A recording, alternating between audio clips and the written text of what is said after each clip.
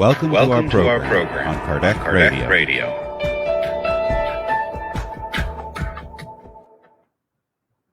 Hello, dear friends. How are you?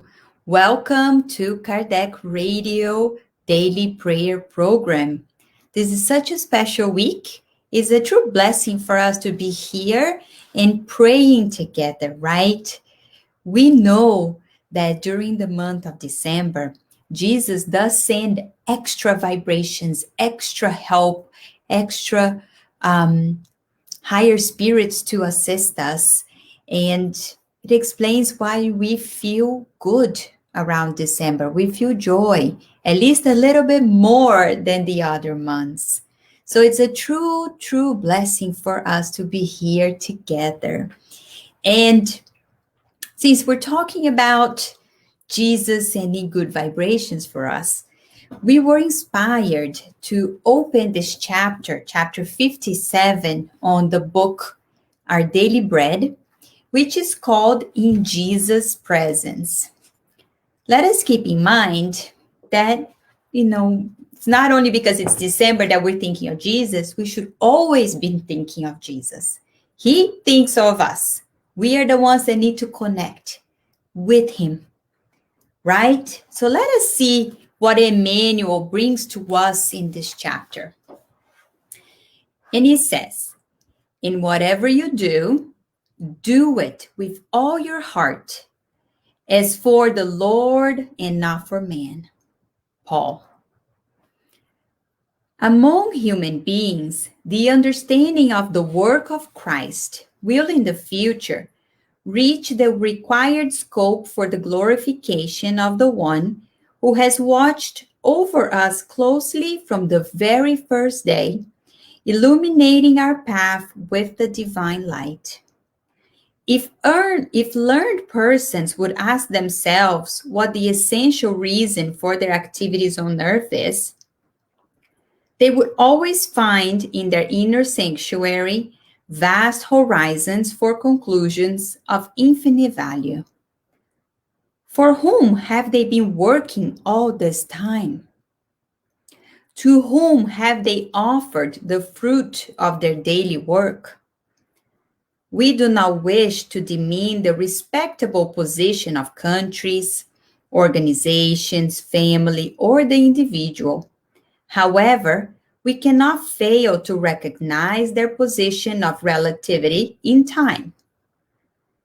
As the years roll on, borders change, laws evolve, the household group is renewed, and humankind progresses toward higher and higher destinies.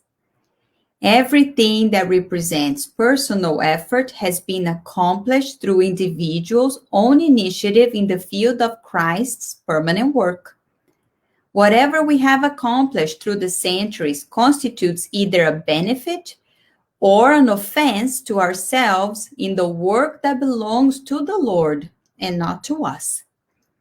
Lawmakers and governed people pass through time with the baggage that is their own, and Jesus remains in order to evaluate the advantage or disadvantage of the cooperation of each one of them in the divine service of evolution and improvement.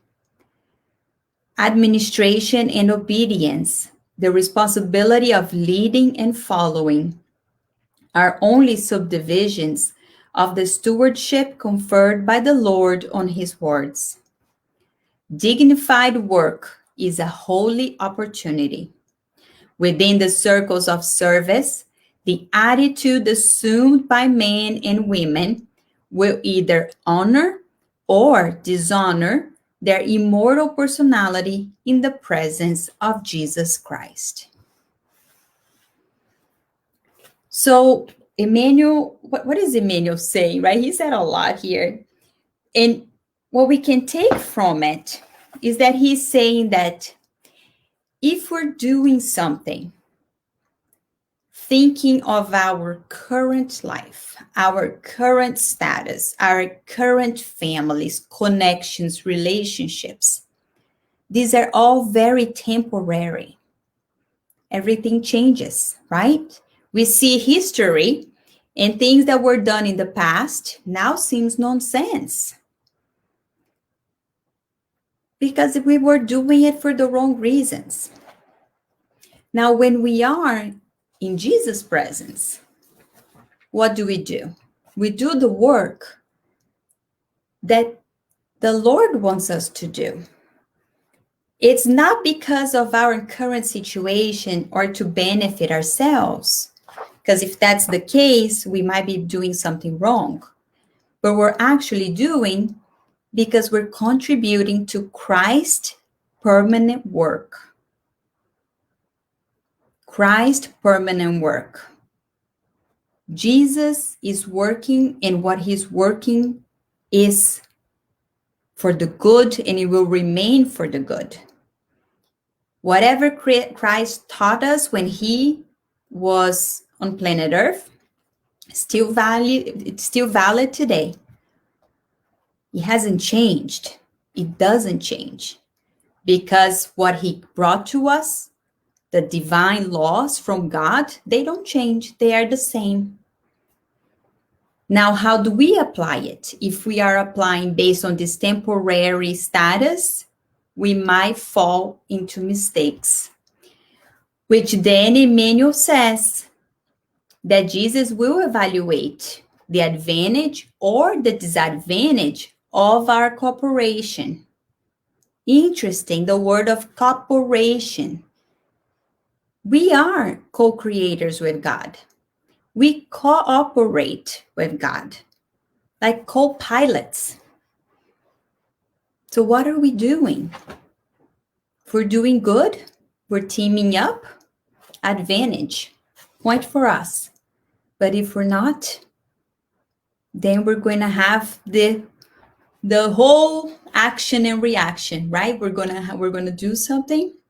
We're going to have to repair in the future, which eventually we will be cooperating with Jesus and God. So it is really up to us. So beautiful. It says, advantage or disadvantage of the cooperation of each one of them in the divine service of evolution and improvement.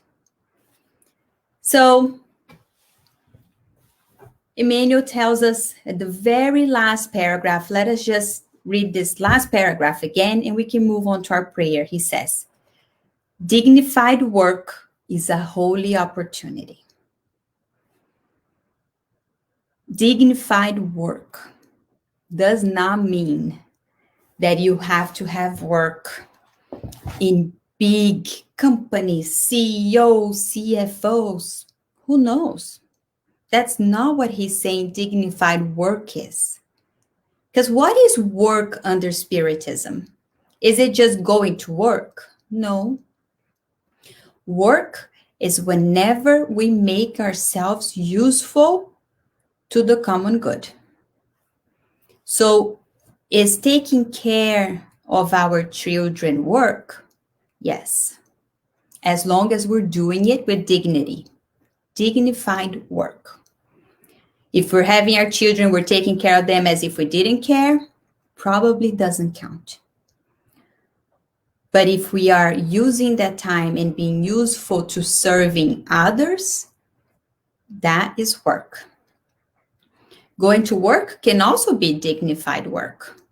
Taking care of others, our loved ones, can be dignified work. Studying, yes, can be dignified work, as long as it's all according and in alignment with God.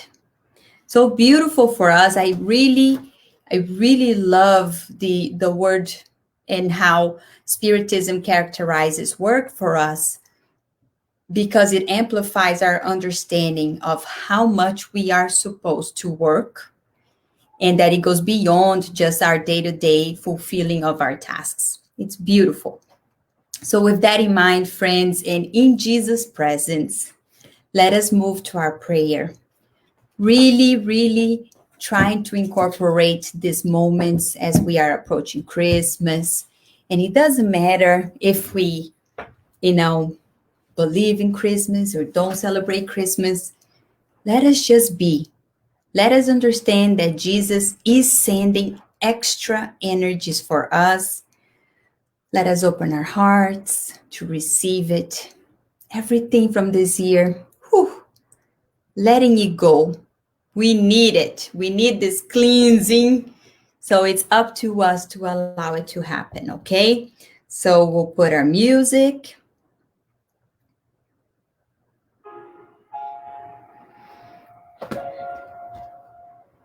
And let us close our eyes.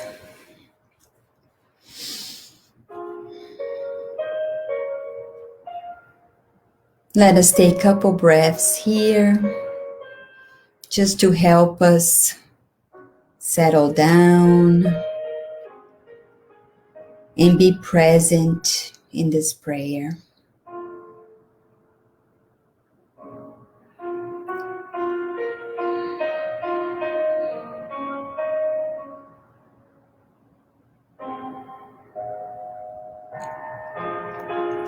Visualizing Jesus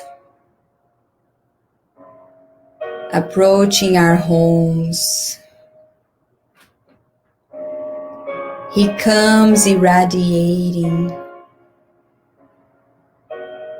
golden light around him. He asks permission to come into our homes. And we open the door to Jesus. We receive him with open hearts and open minds. He comes to our homes and allows this beautiful golden light to spread around every single room, cleansing, displacing old energies, displacing feelings and negative emotions. The same beautiful light is now applied onto us and onto our loved ones. Let us visualize Jesus with his loving hands applying the passes from the top of our heads towards our feet. The movement of his hands displaces these energies at the same time that surrounds us, involves us with new, revitalized energy.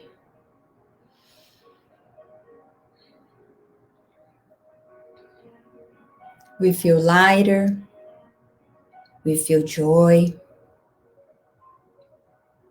we feel safe next to Jesus. Dear loving Master, we thank you so much for these moments of prayer that we are allowed to do together. Master, it is so important for us to cooperate with you, to vibrate with you, to work towards the common good, benefiting more of the population. You brought to us the best example of love and charity, and we are yet to fully apply to the best of our abilities. So for that, Master, we ask for forgiveness for some days not pushing to our limits. And we ask for courage and strength so that we can try better and harder from now on. We are always humble of being involved in the works of Spiritism. We are humble to be called to team up with your messengers. And we pray that we are good instruments in their hand. And Master, as Christmas is approaching and we are thinking of our loved ones, we want to extend these loving vibrations to the many people that find themselves alone, perhaps in hospital beds, perhaps are workers that cannot be with their family, perhaps because they are homeless. So, Master, we pray for each and one of those people. We vibrate loving emotions to them, that they are surrounded by these feelings that comes from you of protection, of serenity, and most importantly, of hope. And with that, Master, we ask to close these moments of prayer of tonight, and so be it.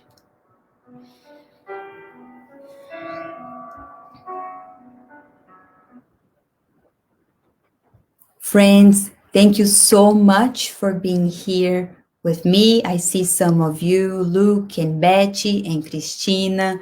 Welcome, and thanks for teaming up with us. We could feel it. It felt so good, right? Really, really feeling in my heart. So I thank you, and I wish you a Merry Christmas, Happy Holidays, and we'll see you next week for sure, God willing. Many blessings, big virtual hug and kisses, and we'll see you next time. Bye-bye.